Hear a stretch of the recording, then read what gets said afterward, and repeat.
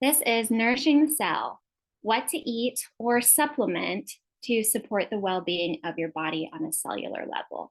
And just so you all know, my focus in this is not on supplementation, it is on eating whole foods. Now, if for some reason you feel like you are getting hit pretty hard by some sort of symptom that could be remedied by taking an additional supplement, by all means, feel free to consider that part of your um, part of your health protocol. But don't feel like I'm trying to push you into any sort of supplementation.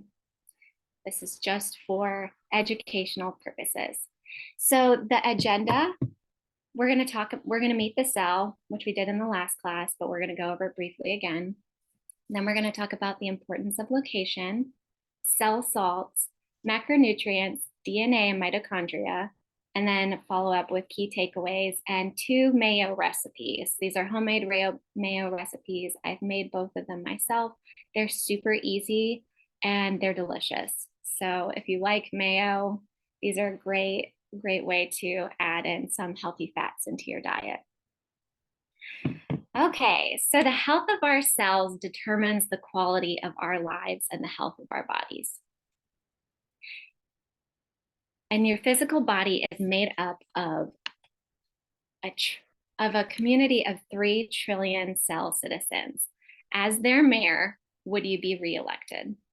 So just something to consider as we move through. I'm gonna do this. All right, so let's meet the cell. Here's all the cell organelles. We've got the nucleus, Golgi complex, microtubules, vacuoles, centrioles, endoplasmic reticulum, mitochondria, lysosomes, all of the fun things that make up us. So our cell organelles. First of all, everyone knows the nucleus. It is similar. According to Dr. Bruce Lipton, the nucleus is not actually the brain of the cell, which is what I said in the last one. He considers it the reproductive system or the gonads of the cell because it stores DNA, which controls the synthesis of proteins, and it's mostly involved in cell replication. So then we've got the endoplasmic reticulum and ribosomes, which are similar to the circulatory system and digestive system. They are transportation. The rough endoplasmic reticulum contains ribosomes that produce proteins, and the smooth ER manufactures lipids. Oops, wrong way.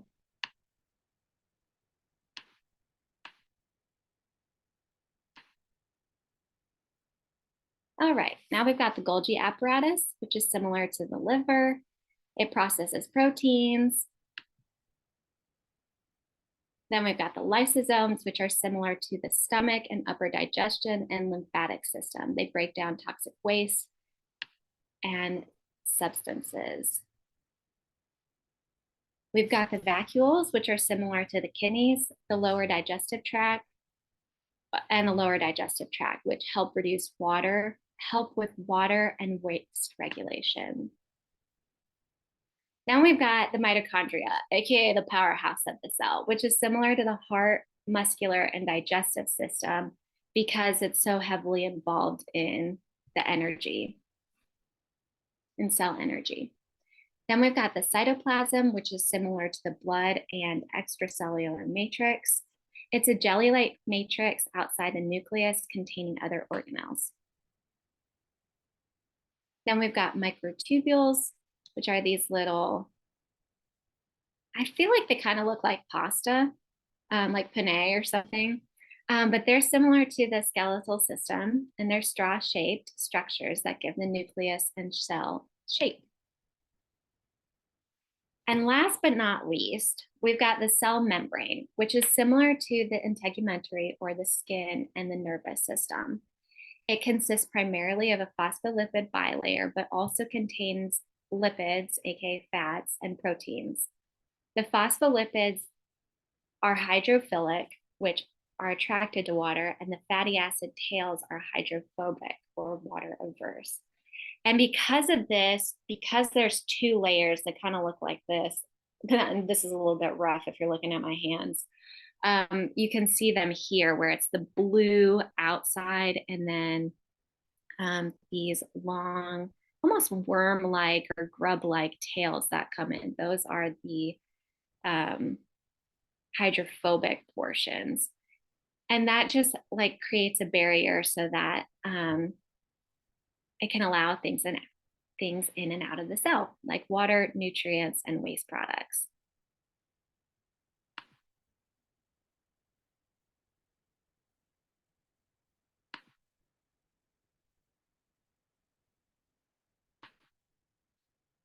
Oops, hold on. I am trying to figure out something.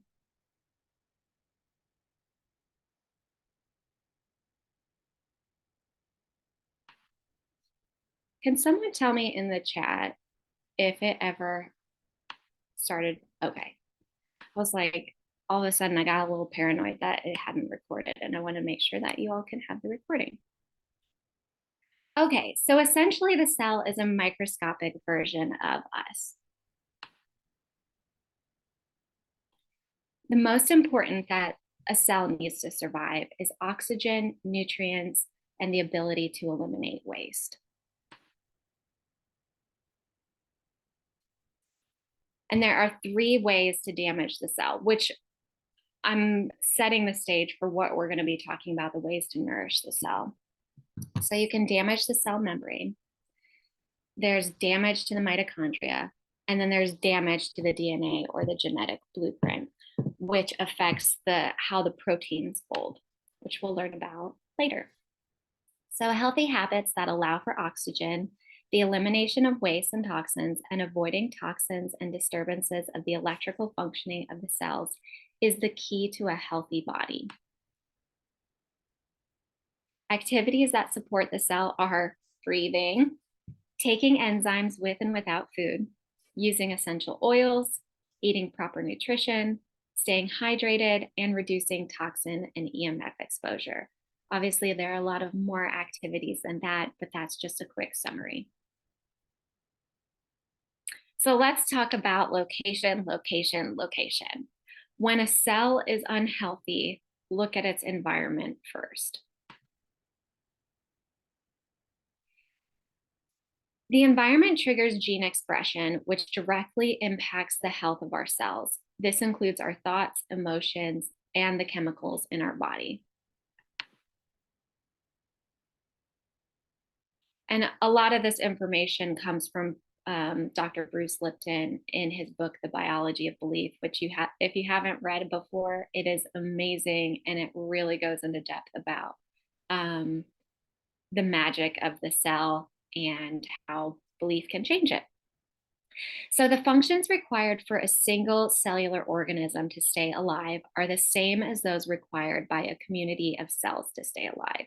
So if we're looking at this premise of like the cells being the microcosm of the macrocosm of us, then it makes sense that whatever we're doing to take care of the cell and nourish the cell would have an impact on the collective, aka our entire body as a whole. So we're going to talk about the cell membrane first, and we're going to start kind of out from the outside going into the cell. And when we get to hydration and electrolytes, that'll combine both. But just so you guys know where we're going, we're starting from the outside and working our way in. So the cell membrane, as you can see here, is made up of our little fats. We've got our cholesterol, which is also a fat. We've got our carbohydrates coming off of this protein.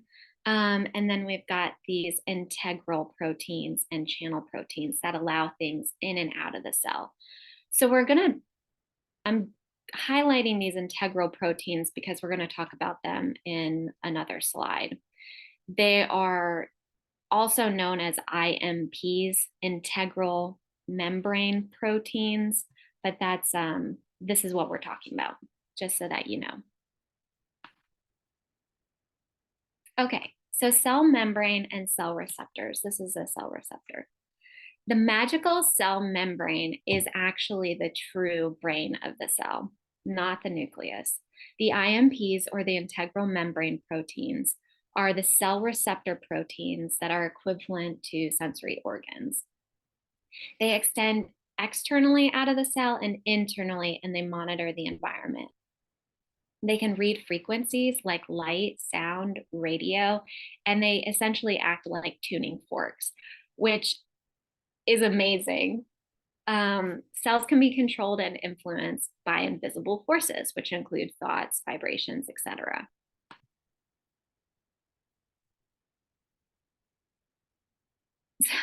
So this is, if you all are familiar, oh my God, I can't even remember the name of the show now. Jeez. Leslie Knope. It's Leslie Knope and Parks and Rec. There we go. So if you're familiar with Parks and Rec, this is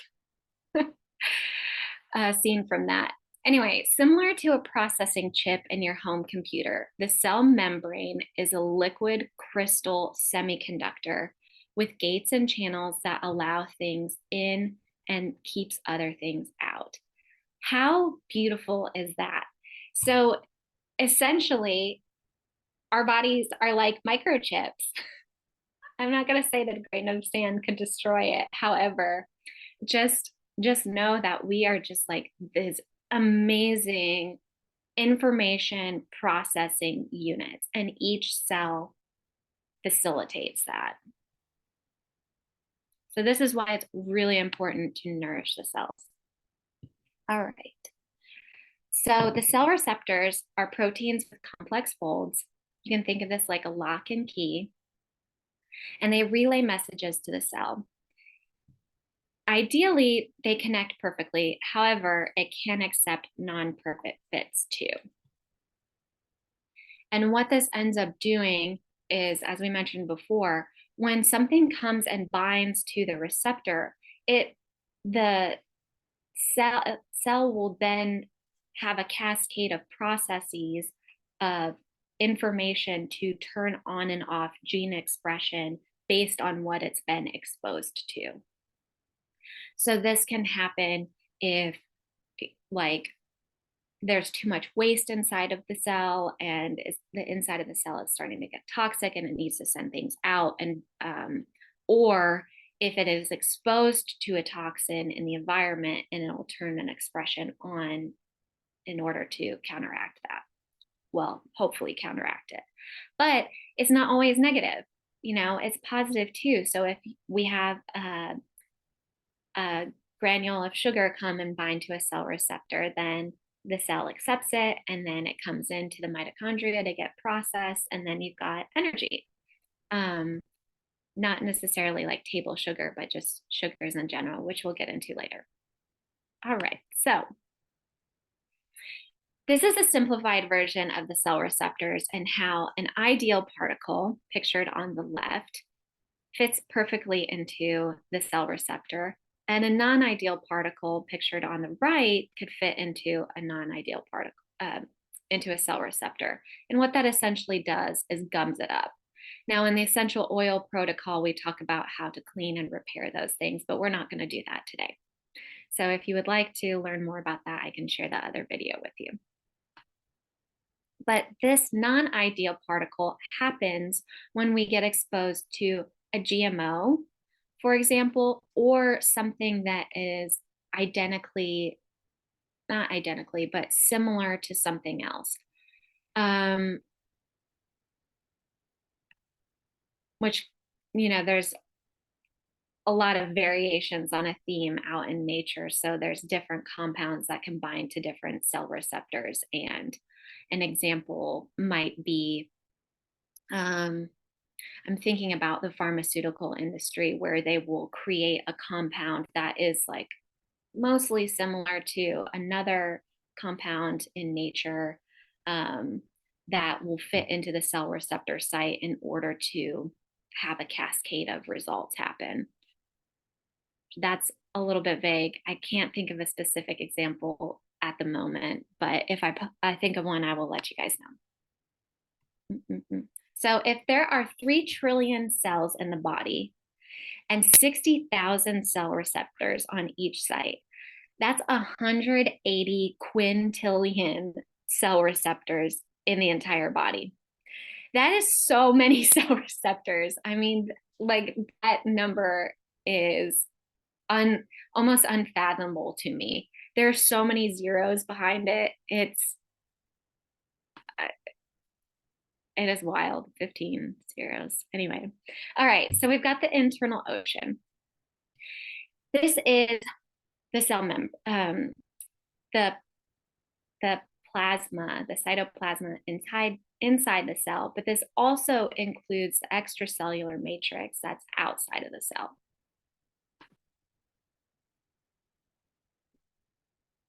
All right, so the intracellular and extracellular matrices. The bodies are composed of 60 to 70% water, which includes the fluid inside and surrounding the cells. We're essentially walking ocean, which makes good hydration of utmost importance. It's important to replenish with clean drinking water, free of contaminants like lead, chlorine, fluorine, and trace pharmaceuticals. As I mentioned before, these trace pharmaceuticals can bind to cell receptor sites and have a whole cascade of effects on our body, not to mention other things happen. But we're not just water. Like, there is stuff inside of the water called electrolytes, and electrolytes are necessary for cell function, like nerve impulses, muscle contractions, hydration, and pH balance. This includes sodium, potassium, chloride, calcium, magnesium, phosphate, and bicarbonate.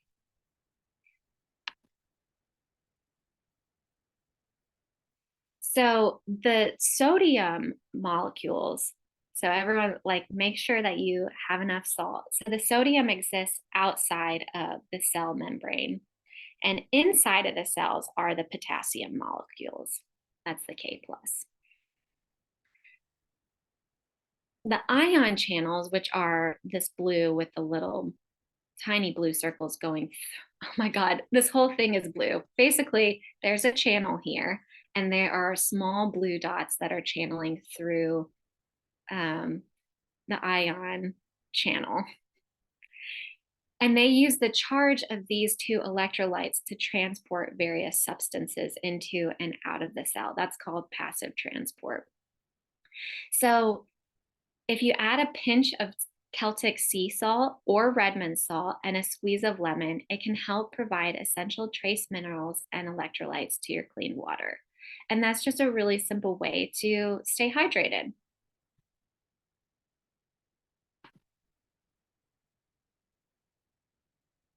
So when a cell is unhealthy, look at its environment first.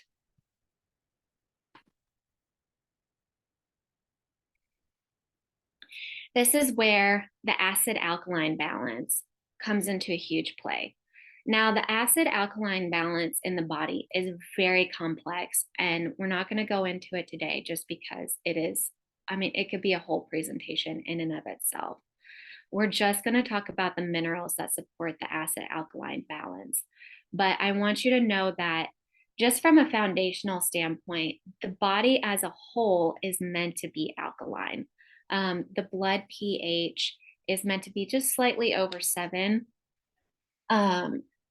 which is neutral. So on a pH scale, 0 is highly acidic, 14 is highly basic or alkaline, and 7 is right in the middle. So hopefully pure water is around 7. Blood is just a little bit more alkaline than pure water. And something like a lemon would be on the acidic side. Stomach acid would be on the acidic side. And then there are different areas of the body that have different acidity and alkalinity based on their functioning. Like stomach acid, for example, is acidic. Saliva is meant to be basic or alkaline. So the body protects this acid alkaline balance at all costs, and it will pull elements from different parts of the body if for some reason that gets off. But for our purposes today, we're just going to talk about the minerals that support the acid alkaline balance. But I just wanted to give you a basic overview so you kind of know this is why it's important. When the body gets too acidic or too alkaline, like it can cause major problems, including, I'm not even gonna go there. Okay, never mind. It can just cause basically a lot of problems. All right, so sodium. I know that's one of my favorite elements. I love salt. Salt is delicious and it makes other things taste delicious. So its nickname is the youth element. Sodium is necessary to maintain the proper water balance and the acid alkaline content of the blood. It's actually the first buffer when your body gets too acidic, and it is essential for healthy stomach, nerve, and muscle function. It is also considered a constituent of the lymphatic system and assists in the elimination of carbon dioxide from the lungs. The bloodstream is high in sodium, while the cells are high in potassium. All right, so benefits of sodium are it prevents sunstroke and heat prostration, aids in proper. That is not meant to say that. It aids in proper function of muscles and nerves, promotes digestion of carbohydrates, and may help prevent neuralgia or nerve pain. Deficiencies can result in adrenal gland exhaustion, bloating, foul or sweet odor to breath, crying jags, fatigue, memory loss, illusions, loss of taste, seizures, collapse of blood vessels, hair falling out, loses temper. You can lose temper over nothing. Proteins cause gas, digesting proteins causing gas, excessive thirst, and hay fever. So a lot of things. If you notice any of these signs of deficiencies, just make a mental note of them. And then in the next slide, here are some sodium food sources. One of the most fantastic is Amara's favorite vegetable, which is celery. Celery is great for drinking celery juice is great for reducing arthritis symptoms, which are usually caused by or can be caused by lack of sodium, which the first place it'll pull it from is out of the joints, the synovial fluid of the joints. So if you're having some arthritis pain, a good way to, something good that you could try that's pretty easy is to drink some celery juice every day. So we've got carrots, celery, cilantro, collard greens, kale, oats, olives, parsley, cabbage, shellfish, turmeric, tomatoes, and whey. Lots of great, delicious, accessible sources. All right, next one is calcium, which is the knitter. Calcium is crucial for the formation of strong bones and teeth. It also plays a vital role in maintaining a regular heartbeat and the proper transmission of nerve impulses.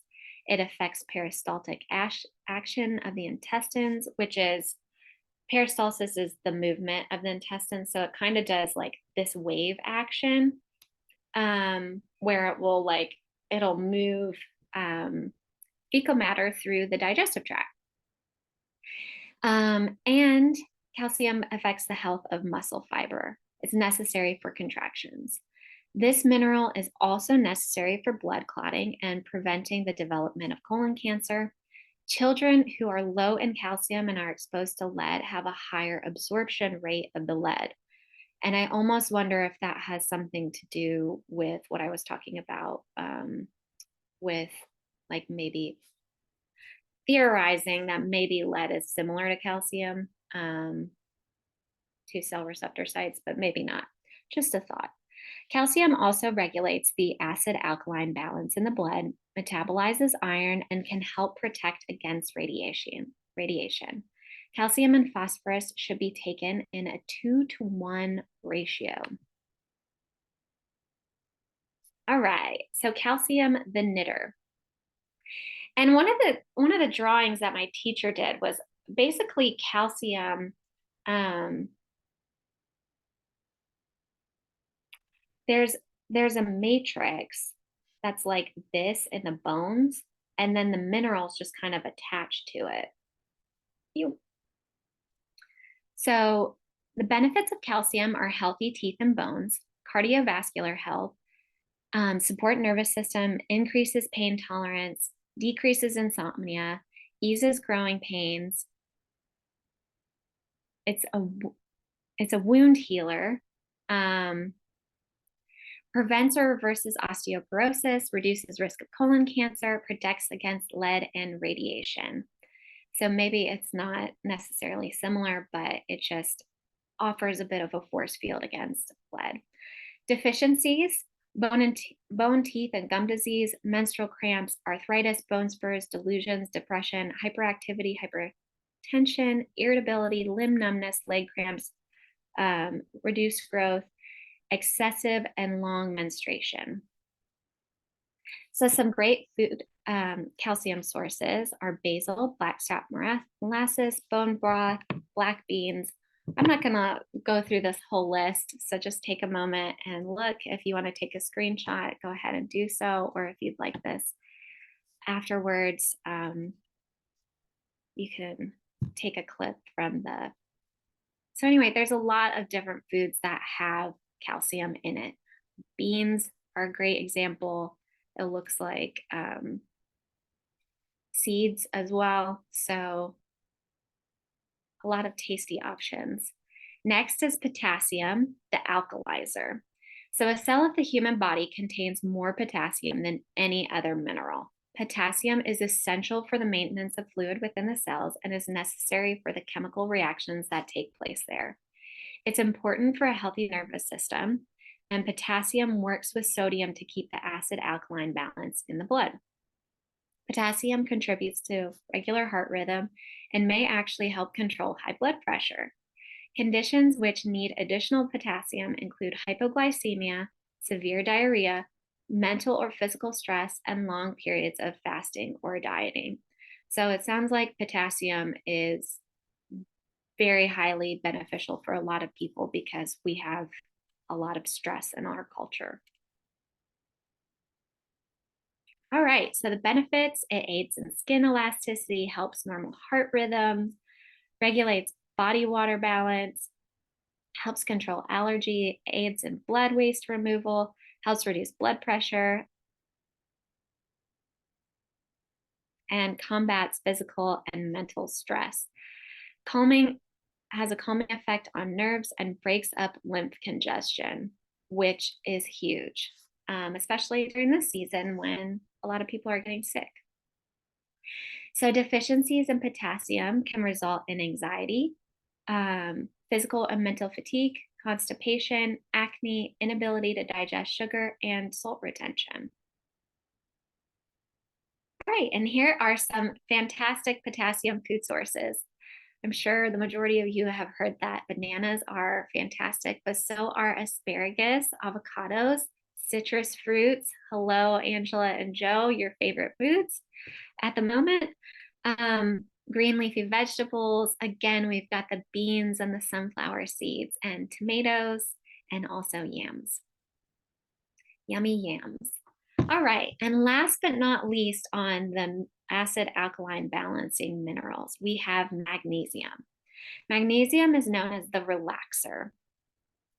Magnesium is absolutely essential for the development and maintenance of strong, healthy bones. Magnesium facilitates nerve function and muscle relaxation. Magnesium also works with body enzymes to metabolize sugar. If you take it prior to menstrual periods, it can decrease abnormal food cravings and erratic behavior associated with PMS.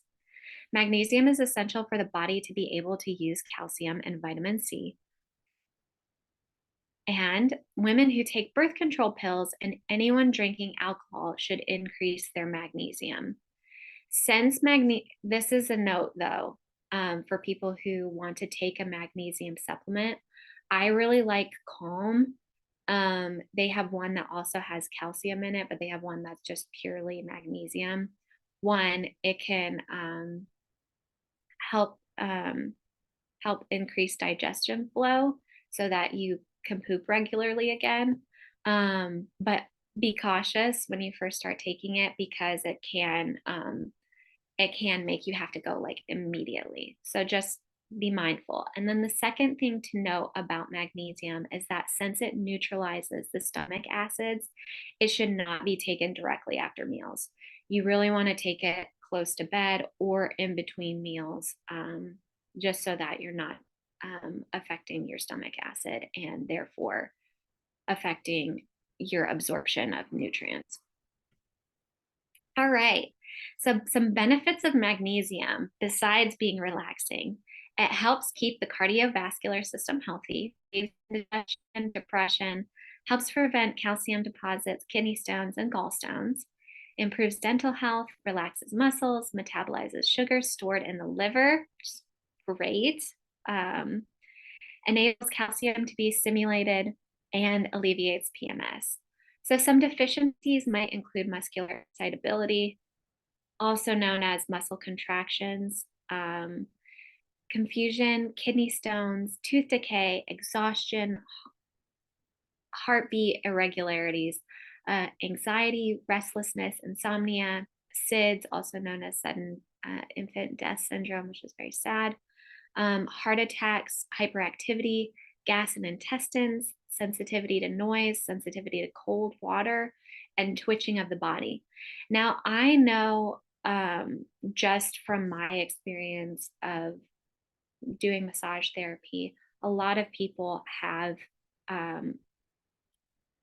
could benefit from taking magnesium, just again because stress is so high, anxiety is so high. Also, when we are exposed to EMF or electromagnetic frequencies, those those turn on the calcium channels, and so like we end up being really tight because of how the EMF radiation affects calcium, and it just makes us absorb a lot of calcium and therefore be rigid. So magnesium can be taken to counteract that.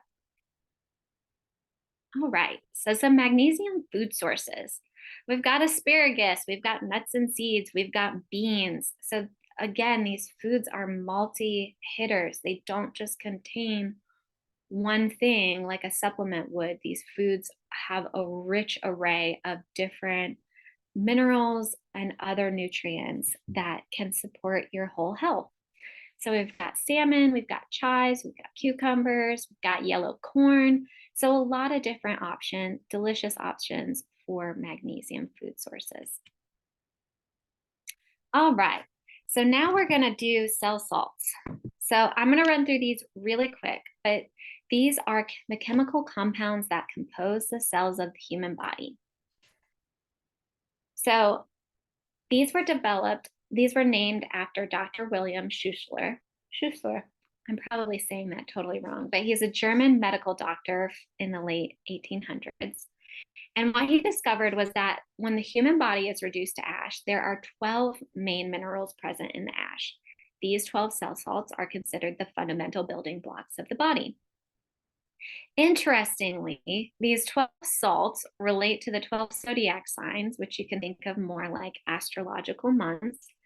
And according to Sage Popham in his astroherbalism course, the seasonal fruits and vegetables and herbs of that particular period have higher quantities of these minerals.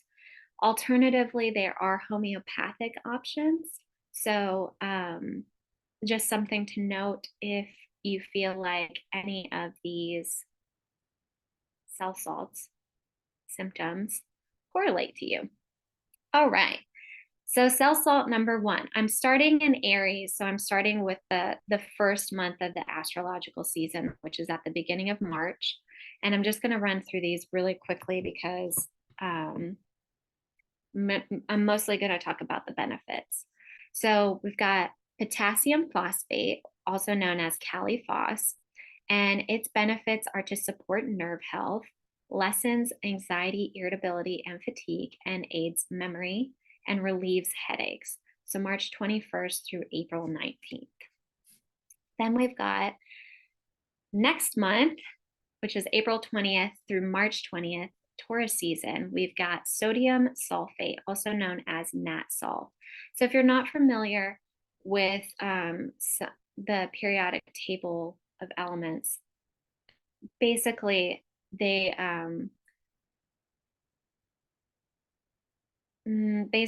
have like these little nicknames. So NatSol is sodium phosphate. I'm not really sure what. I feel like Nat had to do with some sort of alchemical something from back in the day, but I'm not exactly sure on that one.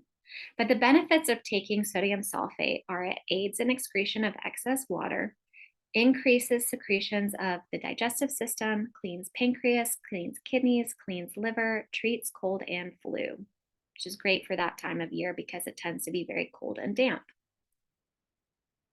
All right, so May season. This is actually supposed to say Gemini, which is May 21st through June 20th. And this is Kali myrrh, which is potassium chloride. And the benefits are it acts as a nerve tonic, relieves respiratory infections, purifies blood, treats infection, reduces swelling, and aids digestion. And again, if you look at, if you begin, or if you're interested in studying like the herbs that correlate with each of these seasons, you notice that each one of those herbs has these benefits, or at least has one or more of these benefits. And the same with the fruits and vegetables of that season too. So thinking about let's go into the next season with summer. When you're eating something that's in season, then, which is like cucumber, it's going to be very cooling. It's also like, it's rich in water, but it's also rich in micronutrients like minerals and vitamins. So it's like, if you just start looking at it in a different way of like opening your mind about, okay, the fruits and vegetables and foods that are in season right now, those correlate to balancing out these different effects. So it's just, I find it really interesting because I like to like take all the information and smush it together in a way that's the most helpful. All right, so Cancer season, we've got calc fluor, which is calcium fluoride, and it encourages toning of cells, strengthens cells, strengthens tooth enamel, restores. I'm gonna keep going faster. All right, Leo season is magnesium phosphate, and it targets involuntary muscles, eases cramps, eases pains, reduces spasm, relieves tension headaches. Virgo season, which is August 23rd through September 22nd, is potassium sulfate or Kali sulf, and it benefits by healing mucous membranes, heals skin issues like acne, eczema, dry skin, dandruff, helps fungal or yeast infections, balances metabolism, and conditions your pancreas. Libra season is Nat Phos or sodium phosphate, which is September 23rd through October 22nd. And it neutralizes acidity in blood and cells, relieves seasickness, treats arthritis, and aids digestion. So sodium treats arthritis. All right, Scorpio season is calc sulf or calcium sulfate.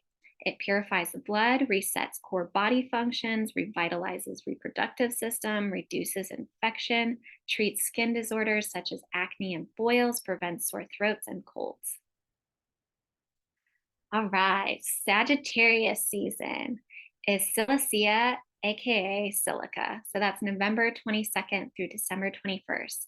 It benefits conditions of the skin, conditions of connective tissue, cleanses blood, strengthens hair and nails, and it's recommended for brittle bones.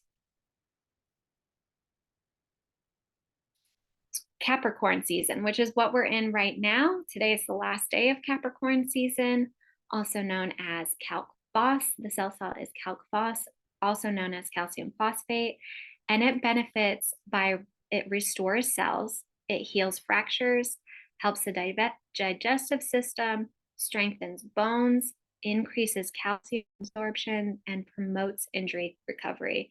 And if you notice, like the foods that are in season right now are going to be your root vegetables, are going to be your onions, they're going to be your leafy greens, they're going to be your winter squashes. Those are the things that are very mineral dense. They are heavy, they are nourishing, they are building, they are sweet. And again, all this stuff is to revitalize the system and rebuild it in the winter so that we can move forward in the spring. Then we've got Aquarius season, which starts tomorrow. It's Nat Mur, aka sodium chloride, and it balances bodily fluids, reduces water retention, aids digestion, treats eczema. Last but not least, we have Pisces season, which is February 19th through March 20th, and that is fair phos or iron phosphate. I think it's interesting that there's only one cell salt that has iron in it. And its benefits are that it's anti-inflammatory, it reduces fever, it accelerates healing, and reduces bleeding. All right, so those are the cell salts. So let's get into the macronutrients. And these are the chemical compounds that compose and fuel the cells of the human body. All right, first of all, we've got carbohydrates. This is usually when I talk to people about nutrition, carbs are always their favorite, and carbs are always the thing that they're like, nope, I really shouldn't be eating carbs. Yes, you should be eating carbs. Here's why. They provide energy for body function and activity by supplying immediate calories. So there's refined sugar, which includes which includes simple sugars and simple carbs. It's easily broken down, provides high amounts of energy. So think about your table sugar, your breads, your,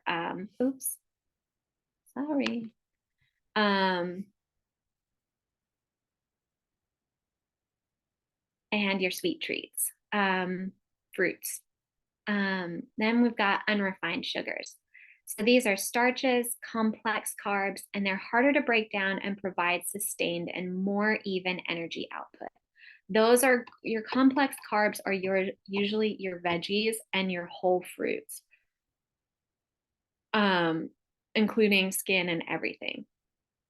But think of it more like your veggies. Starches are going to be your potatoes, your yellow corn, your oats, things like that.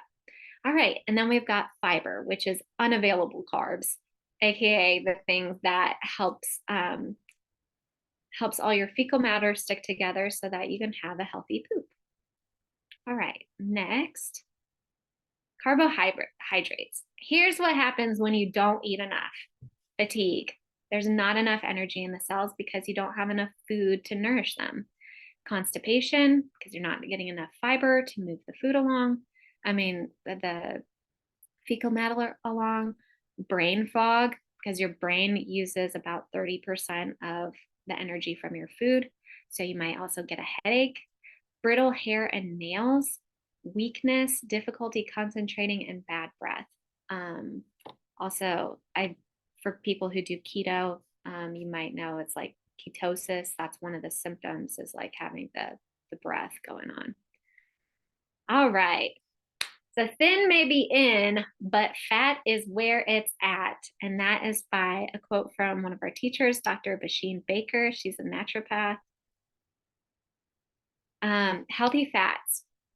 Healthy fats provide more than twice the amount of calories and energy per gram than do calories. That's why they say no fat, low fat, reduced fat. For some reason, the health industry decided to target fats as being an enemy. They are not an enemy. They are not water soluble and provide necessary structure for the following: the cell membrane, aka the brain of the cell. The myelin sheath of our nerves, and the myelin sheath is like a protective coating. And I'm making this like shape. They kind of look like little sausages so that nerve impulses can jump in between the nerves faster.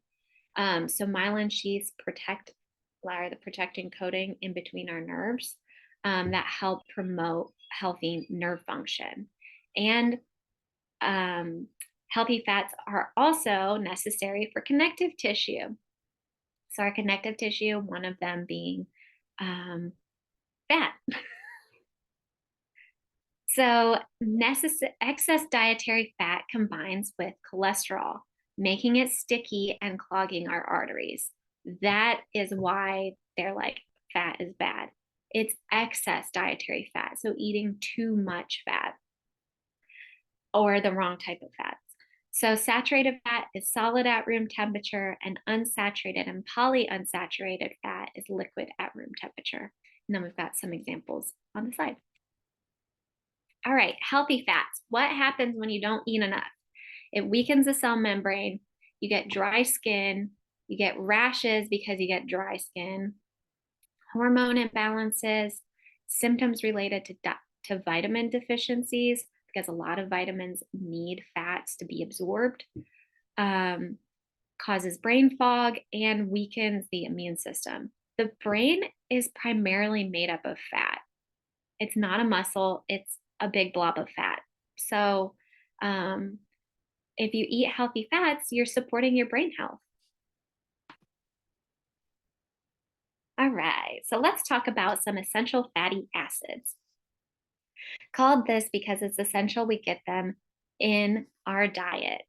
You want to look for unrefined cold pressed oils. So think avocado, extra virgin olive oil, and things that have omegas 3, 6, and 9 in them. So we've been taught in school that a lot of people are deficient in their omega-3, so you don't really need to get the omega-6 because you're getting quite a bit of it in your diet already, but it's the omega-3. So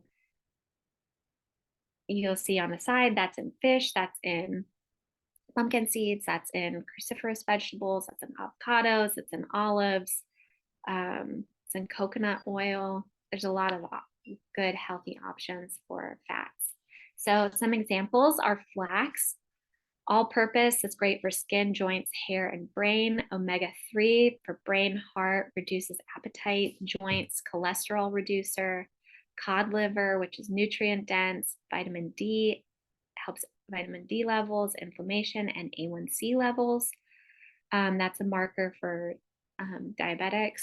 Coconut oil, heavy metals are great for heavy metals, brain problems, skin, DHA for brain cells and DNA, and evening primrose, which is great for as a female balancer and joints. All right, then we've got proteins, aka amino acids. So amino acids are the building blocks of proteins and therefore life. When you look, you're looking at amino acids folded into proteins when you look in the mirror. Our cells are composed primarily of proteins, which are constantly being broken down and replaced. They form a matrix or net, that's what I was talking about with the calcium, for minerals to be placed into and onto. They compose our DNA and RNA. They produce high energy long term. They're vital for structural functioning of the bloodstream. They help the body use nutrients and maintain proper fluid levels. They're necessary for the creation of IMPs, the integral or intrinsic membrane protein for cell perception, the creation of organelles, enzymes, hormones, and glandular secretions. All right, so I'm just going to give you all like a time note. It is 12:56, so we have 4 minutes left in the presentation, and I still have like 30 more slides to go. So if you need to go at 1 o'clock, please feel free to go ahead and jump off. I will send you the recording so you can get the rest of this. I'm sorry. I never know how long. The last time my slides were a little bit under an hour, and I still had a similar amount. So anyway, back to proteins. When you don't get enough proteins, some side effects are swelling or edema, mood changes, because like proteins help build hormones, hair, skin, and nail problems, weakness and fatigue, hunger, slow healing injuries, and getting or staying sick. So proteins are really important. all of the macronutrients are very important. So, of the amino acids, at least 8 are essential, meaning we have to get them from our diet. Our body doesn't produce them. So, these are lysine, tryptophan, valine, histidine, leucine, isoleucine, phenylalanine, threonine, methionine, and arginine. All right. So, plant versus animal proteins. This is the age old battle of like vegan versus non-vegan, and I'll go into it a little bit more. But if you're really concerned, if you feel like, oh my God, I just don't digest proteins well, or oh my God, I absolutely need a steak. Like, everybody's different. That's okay. Check I encourage you to check in to see what your blood type is and then what diet coincides with that, and see if that's actually the diet that you currently eat that helps you feel great, or if it's not, if the diet that you're eating currently does not help you feel great and it's opposed to what your blood type diet recommends, maybe consider those things and just look at those elements and see if there's something you can do to help boost your energy levels. All right. So, animal proteins are considered complete, but are harder to digest and require more energy to break down, meaning that they have all the essential amino acids in them. That's what it means by being complete. Incomplete digestion can cause toxicity and protein deficiencies and can increase cholesterol levels. Cholesterol comes in to heal things. It's like the body's form of a band-aid. Plant proteins, however, can help lower cholesterol and have unsaturated fats and contain healthy fiber. When consumed in a wide variety of veggies, nuts, and seeds, all incomplete proteins should balance out. So, regardless of what's happening with your diet, whether you prefer to eat animal proteins or plant proteins or a combination of the two, you should be able to get all the amino acids that you need to support your diet and your health. All right. So, last but not least, we're going to talk about antioxidants. Certain nutrients, minerals, phytochemicals, herbs, and enzymes that counteract the harmful effects of free radicals in the body. So, free radicals are basically are unstable molecules that are trying to steal electrons from other substances, including healthy cells. This can create a damaging cascade effect on the cells and in the tissues. Antioxidants bind with free radicals in the body, which reduces oxidative stress, preventing cellular rusting, and helps protect DNA and mtDNA from damage. So mtDNA is mitochondria DNA. Mitochondria has its own separate DNA. Basically, the oxygen in our body can cause the cells to rust because of the free radicals. So free radicals are just like the electrons that are kind of bouncing around. Not free radicals, but they're things that are trying to steal the electrons, which makes everything else unstable. And that causes rusting, which I know I just said, but it blows my mind. One of the biggest antioxidants that the body produces is actually serotonin. So when that's one of the reasons why breathing is so important, because breathing and it causes the body to not exactly absorb more oxygen, because oxygen levels usually stay the same for most people, but just the act of breathing can increase the serotonin levels in the body, which helps combat this oxidative stress. So I know that's not like it's not one of the food nourishment nutrients, but it is like a nutrient that we need. So anyway, back to more antioxidants.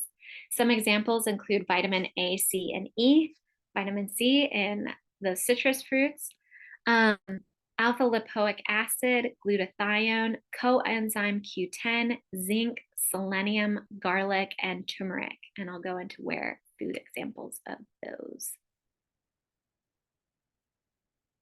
All right, so garlic and turmeric are food examples that contain antioxidants. All right, glutathione. Glutathione is a type of protein that is produced in the liver from the amino acids cysteines, glutamic acid, and glycine. It's the main water-soluble antioxidant, and it's essential for maintaining a strong immune system. It's the most powerful intracellular antioxidant, the antioxidant that works within individual cells, and it scavenges hydroxyl radicals, which are considered by some experts to be the most dangerous kind of free radical. So you'll notice on the left and on subsequent screens that I'm showcasing fruits. In this case, it's all vegetables, but these are vegetables that are high in glutathione. I'll have a list at the end, but if you see something that looks particularly delicious on the pictures, that is a food source that contains glutathione. All right, so another benefit of glutathione is it detoxifies heavy metals and toxins. It's used to treat blood and liver maladies. It guards tissues of the arteries, brain, eyes, heart, immune system, liver, lungs, and skin. It's a cancer-preventing substance that may target carcinogens for eradication, and people with autoimmune diseases usually have low levels of glutathione. All right, so food sources of glutathione are cruciferous vegetables, broccoli, Brussels sprouts, cabbage, and kale. And that's a very beautiful, what is it? Cauliflower. I believe this is a cauliflower. I'm like, it's just so cool looking. All right. All right. So DNA and mitochondria. We're almost at the end.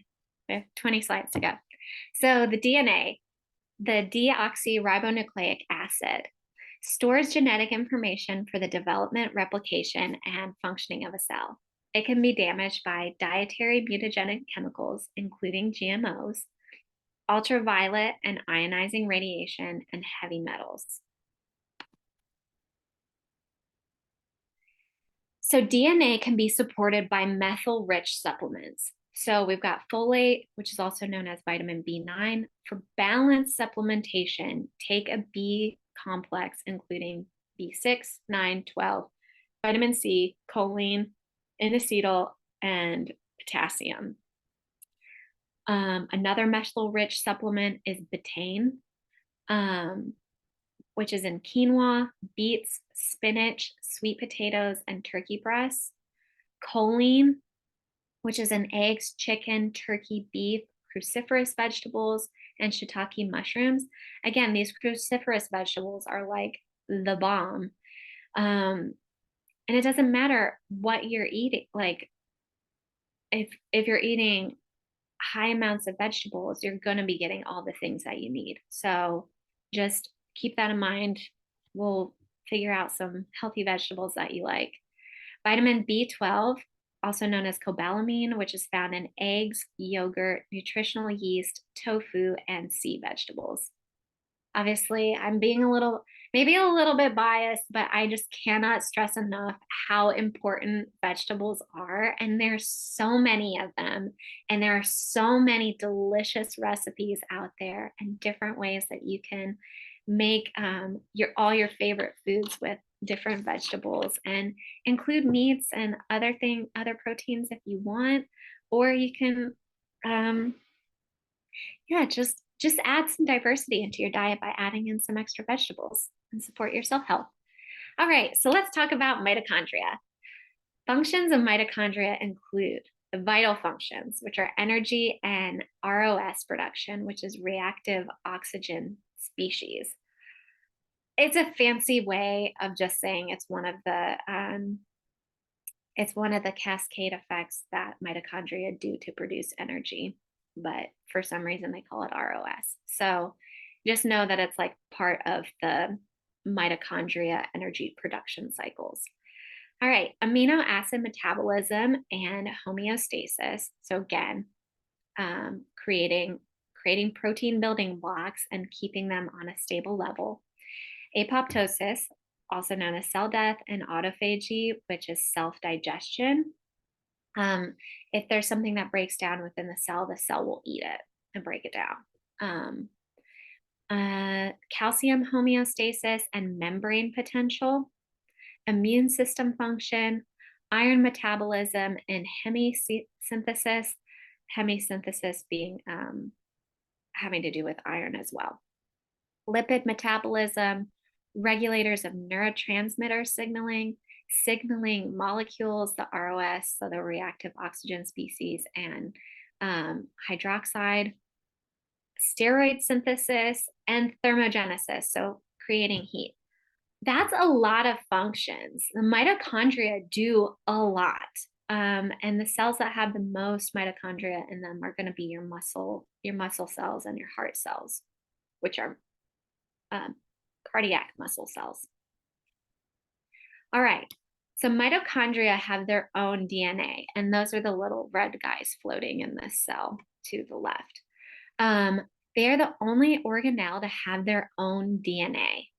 Mitochondrial DNA is inherited through the mother, unlike nuclear DNA, which contains your genetic information that you've inherited from both parents.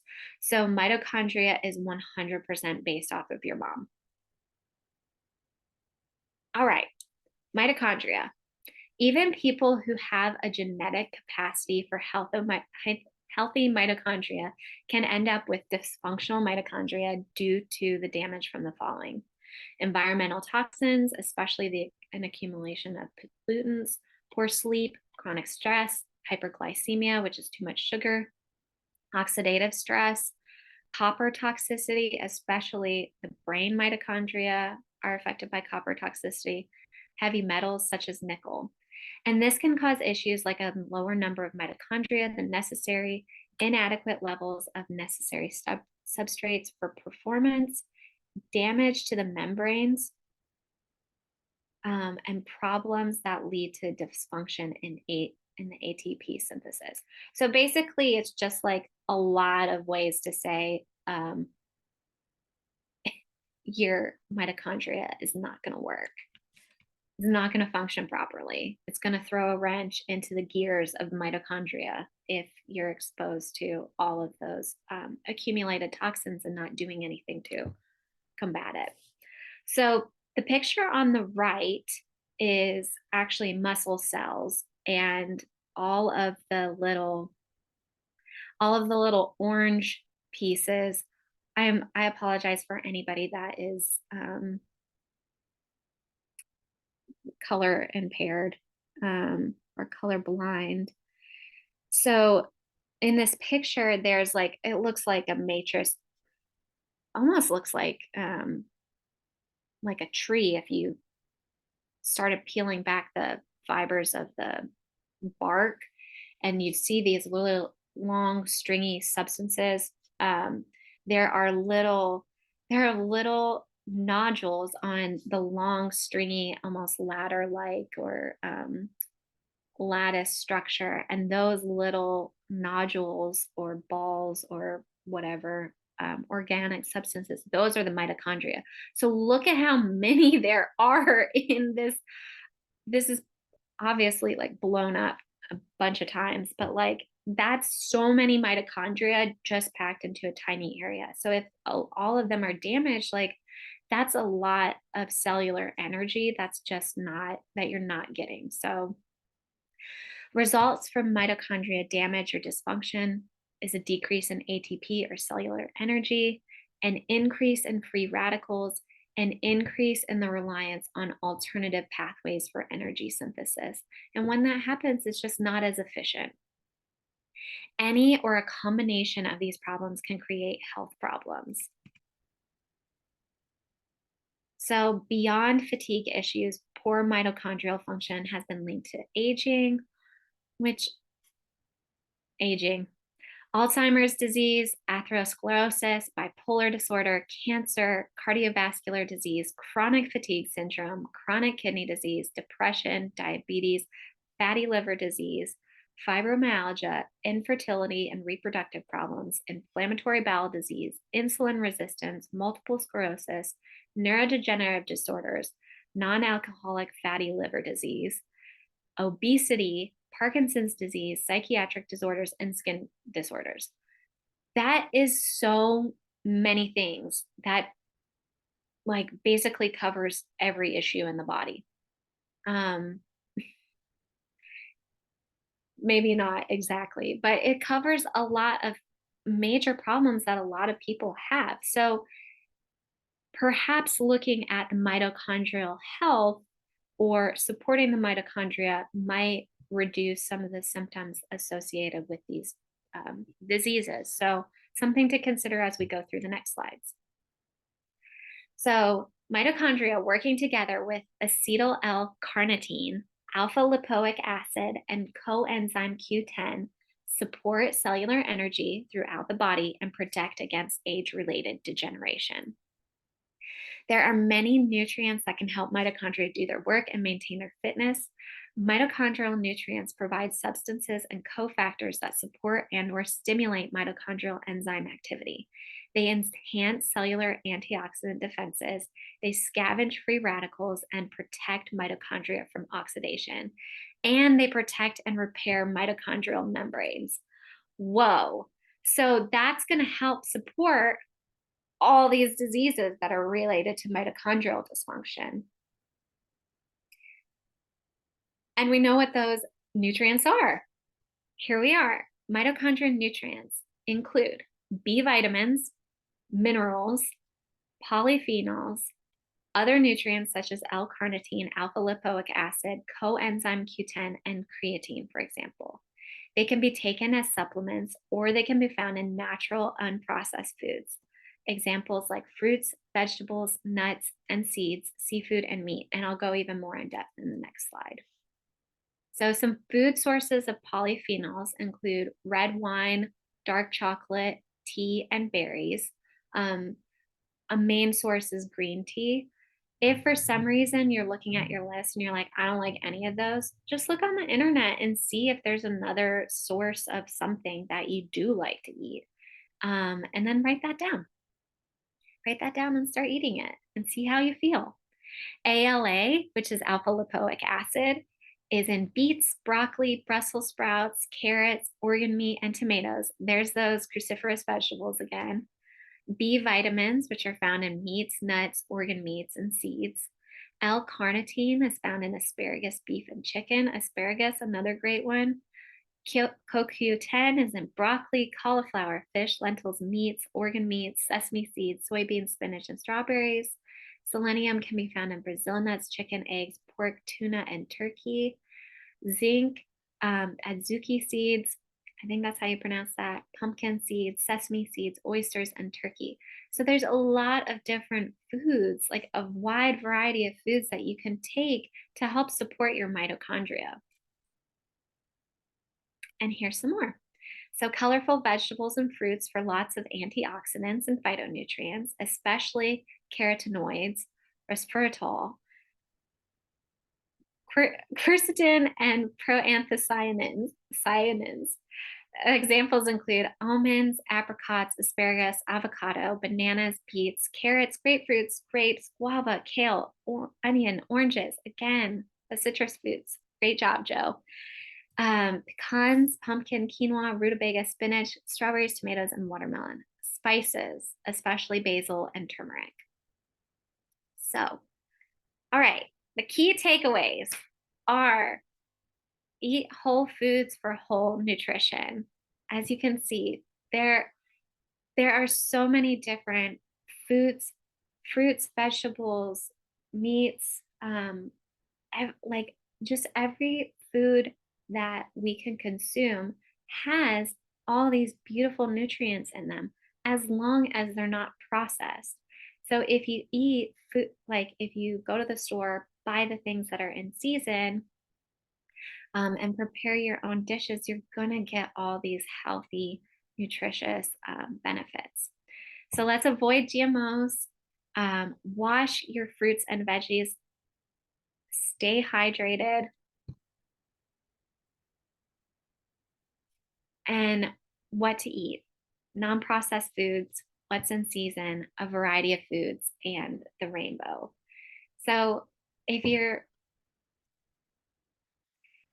again, I just want to encourage you to just like, even if it's just adding like one or two new fruits and vegetables or one or two new seeds into what you're already eating, and then seeing how it evolves from there, seeing how you feel. Um, at the very least, drinking half your body weight in ounces of water. Those are going to be some key ways that you can support yourself, which supports you and will help you live your best life. So I promise you some recipes. Here's some homemade mayo that can help you get your healthy fats in.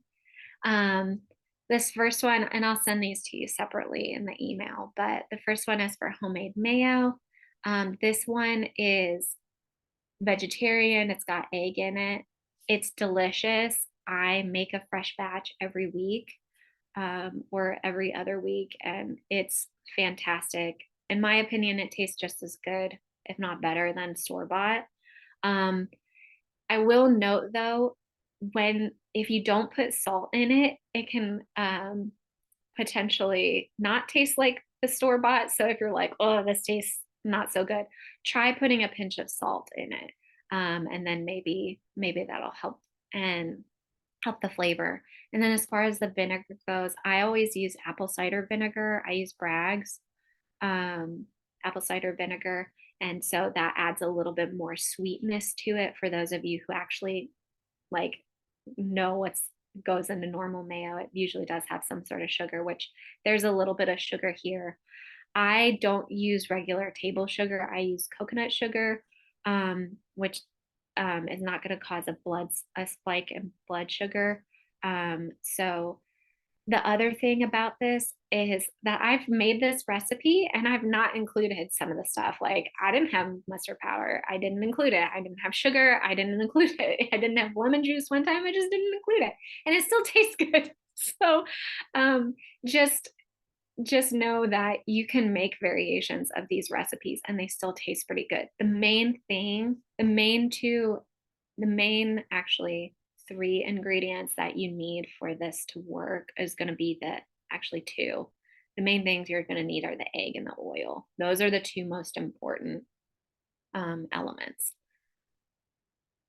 So, and then I also included a vegan mayo recipe, which is also delicious.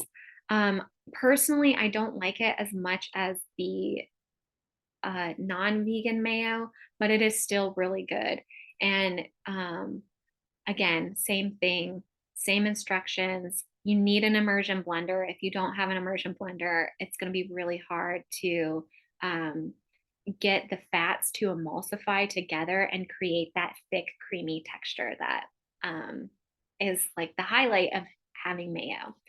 I like to eat this mayo. I will air fry or I'll bake sweet potato fries or cauliflower or broccoli. Broccoli is one of my favorite things to like air fry or put in the oven and roast, and then I'll dip it in this mayo. It is so like chef's kiss. It's so good. So if you're looking for an easy way to get some extra veggies in there and some fats, like just make yourself a little treat before you watch TV at night. All right. So all in all, your physical body is made up of a community of 3 trillion cells. Are you nourishing it and hydrating it in a way that you would be reelected?